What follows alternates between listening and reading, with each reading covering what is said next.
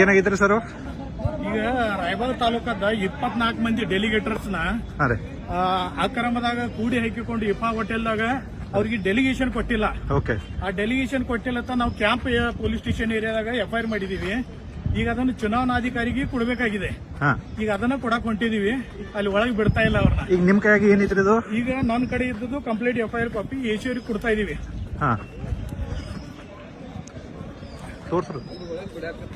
ಅಲ್ಲಿ AC ಅವ್ರ ಕಡೆ ಹೋಗಿ ಹಚ್ಚಿದೀನಿ, ಮಾತಾಡಿದೀನಿ. ತೋರ್ಸ ಕಾಪಿ ಇದೆ.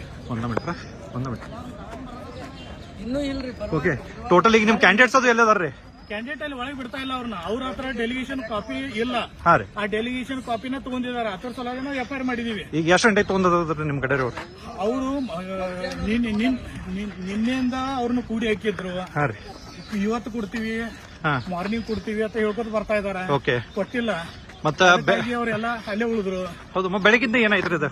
ಬೆಳಿಗ್ಗೆಯಿಂದ ಕೊಡ್ತೀವಿ ಅಂತ ಹೇಳ್ಕೊತ ಬರ್ತಾ ಇದಾರೆ, ಆದ್ರೂ ಕೊಡ್ತಾ ಇಲ್ಲ.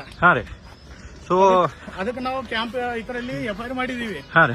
ಚುನಾವಣೆ ಏನ್ ಅವರೊಂದು ಅಕ್ರಮ ಮಾಡ್ತಾ ಇದಾರ ಅಪ್ಪ ಸಾಬ್ ಕುಲ್ಗುಡಿ ಅವರು, ಆ ಅಕ್ರಮದ ಬದಲಿ ನಾವು ಇಲ್ಲಿ ಕಂಪ್ಲೇಂಟ್ ಕೊಡಕ್ಕೆ ಬರ್ತಾ ಇದೀವಿ. ಅದಕ್ಕೆ ಚುನಾವಣಾ ಅಧಿಕಾರಿ AC ಅವರಿಗೆ ನಾವು ಕಂಪ್ಲೇಂಟ್ ಕೊಡ್ತಾ ಇದೀವಿ.